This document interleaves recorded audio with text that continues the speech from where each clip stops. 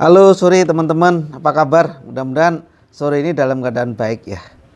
Sore ini kita coba akan diskusi tentang bagaimana kita mensiasati air kita yang banyak Fe-nya. Ya, jadi air baku di pot air minum itu kan sumbernya dari berbagai macam sumber ya. Bisa dari air gunung, bisa dari air sungai, bahkan dari air permukaan atau dari sumur dalam.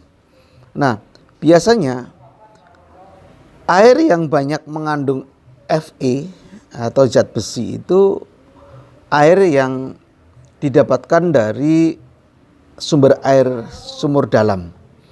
Ya, karena memang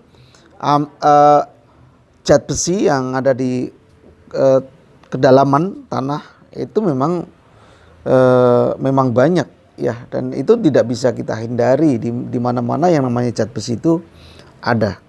Ya, kita sebagai pemain depot ya, kita memang kadang disulitkan dengan adanya zat besi yang terlalu berlebihan ya, sehingga pengaruhnya itu banyak ya.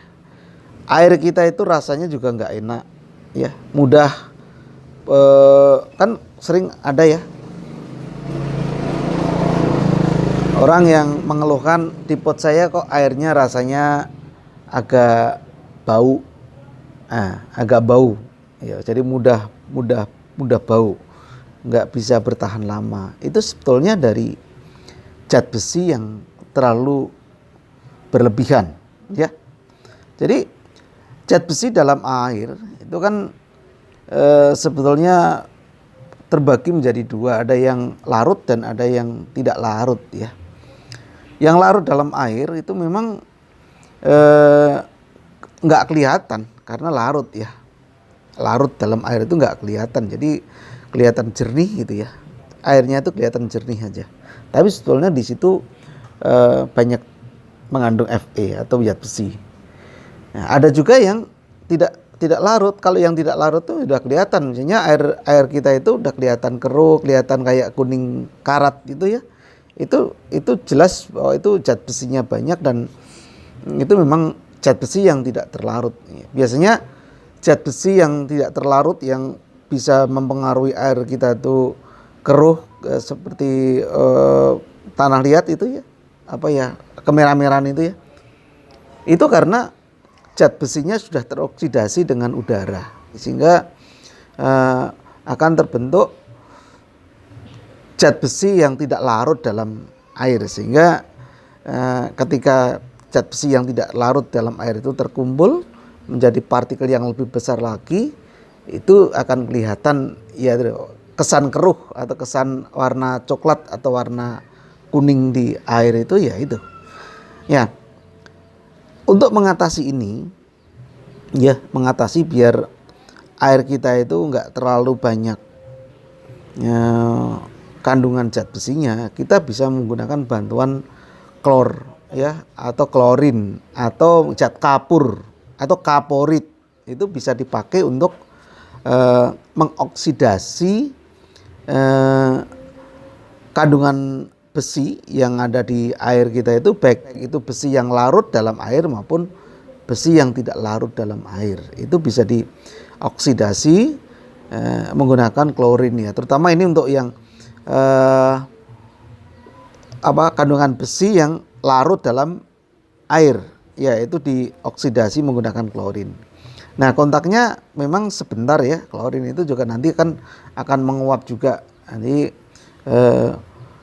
kalau ditanya klorin bahaya enggak untuk air minum, sebetulnya ya enggak bahaya ya. Pengolahan air minum di mana-mana, misalnya di PDAM ya, PDAM itu juga menggunakan klorin untuk membunuh bakteri.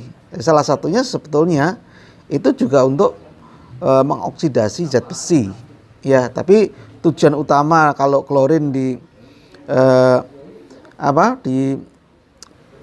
perusahaan air minum itu biasanya memang untuk membunuh bakteri ya. Ya, tapi sebetulnya klorin itu bisa dipakai untuk mengoksidasi Fe tadi. Ya, biar Fe kandungan kandungan zat besi yang ada di dalam air itu bisa teroksidasi keluar ya. Terus nanti akan berubah menjadi partikel yang besar yang tidak larut dalam air dan bisa diendapkan. Nah, kalau sudah bisa diendapkan seperti itu, treatment kita sudah jauh lebih mudah karena sudah mengendap ya. Sudah mengendap. Jadi air yang ada zat besinya sudah mengendap itu ya tinggal kita treatment lagi dengan filter-filter yang lain. Itu sudah nggak akan mengganggu membran kita ya, atau filter-filter kita, sehingga kualitas air minum yang kita hasilkan pun juga akan lebih bagus ya. Nggak ada keluhan airnya cepet bau ya, airnya kok rasanya nggak enak gitu ya, rasa anyir atau apa gitu ya. Itu tuh nggak ada lagi karena memang pengaruh dari zat besi itu yang sangat mempengaruhi rasa air minum ya. Jadi itu bisa dipakai ya cara-cara seperti itu dengan oksidasi Fe dengan menggunakan bantuan klorin, dan biasanya tidak perlu menggunakan pH yang terlalu tinggi ya.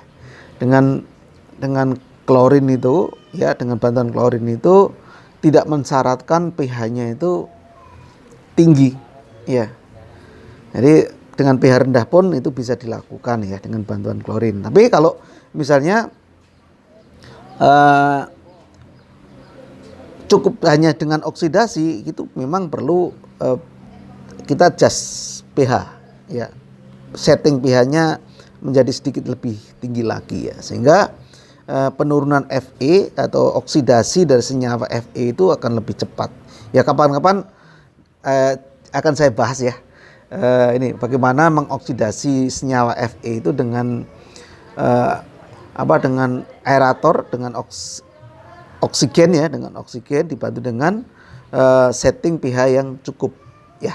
Oke ya teman-teman ya, mungkin itu saja yang bisa saya share sore ini.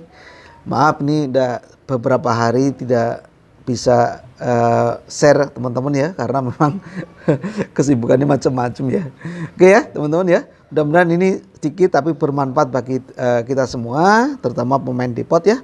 Silahkan komen atau memberikan masukan yang lebih baik lagi. Kalau teman-teman punya pengalaman atau mungkin koreksi apa yang saya sampaikan, itu jauh lebih baik ya. Kita saling berbagi, saling mengingatkan, sehingga kita sama-sama mempunyai pengetahuan tentang seputar depot air minum dan air pada umumnya itu lebih banyak lagi dan lebih bermanfaat ke depannya. Jangan lupa like, komen, share di channel Liku-Liku ya, biar Liku-Liku berkembang dengan baik ya. Terima kasih, selamat sore dan selamat beraktivitas kembali. Jangan lupa jaga kesehatan.